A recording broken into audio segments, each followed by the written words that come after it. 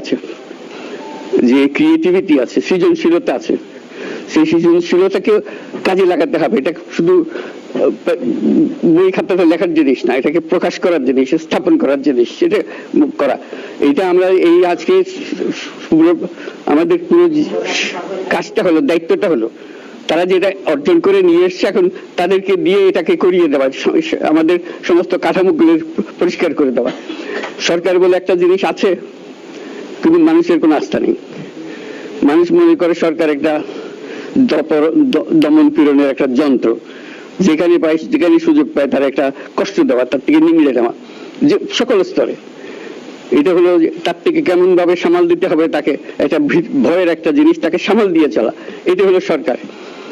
এটা সরকার হতে পারে না। সরকারকে দেখে মানুষের বুক ফুলে উঠবে যে আমাকে সাহায্য করবে, আমাকে রক্ষা করবে, আমার সরকার আমার জন্য দাঁড়াবে। সরকার তার জন্য দাঁড়ায় না কোনো সময়। যে সরকার হবে সেই সরকার মানুষকে রক্ষা করবে, মানুষের আস্থাভাজন হবে। এটা কেউ জোর করে তাকে বলার বুঝিয়ে নেওয়ার ভালো আছে এটা না।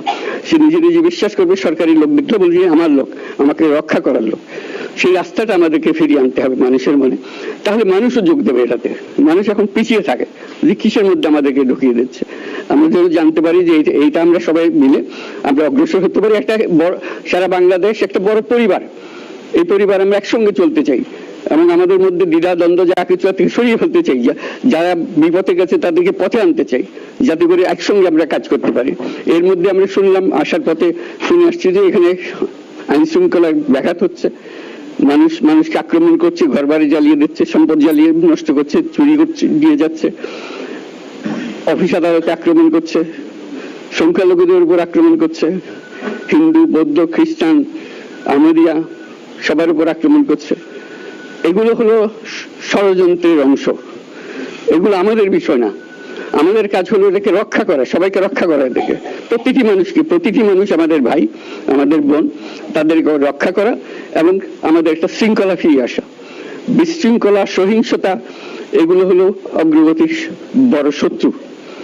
আমাদের যে যাত্রা শুরু হলো সেই যাত্রার শত্রু, কাজে এই শত্রুকে যাতে রোধ করা যায়, তাদেরকে বুঝিয়ে শুনিয়ে হোক, তাদেরকে আইন শৃঙ্খলার হাতে দিয়ে হোক, এটা বোঝাতে হবে। তাকে মেরে পেটে এটা ঠিক না, আইন শৃঙ্খলা নিজের হাতে ঠিক না।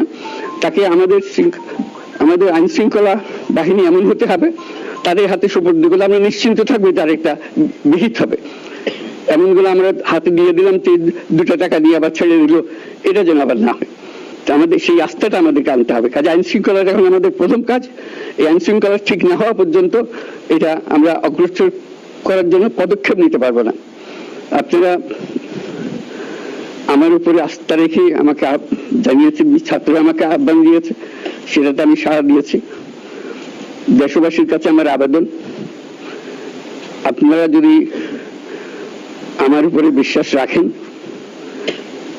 আমার উপরে ভরসা রাখেন, তাহলে নিশ্চিত করেন যে দেশে কোনো জায়গায় কারো উপরে হামলা হবে না। এটা আমাদের প্রথম দায়িত্ব। এটা যদি আমি করতে না পারি, এটা আমার কথা যদি না শোনেন আপনারা, তাহলে আমার প্রয়োজন এখানে নাই।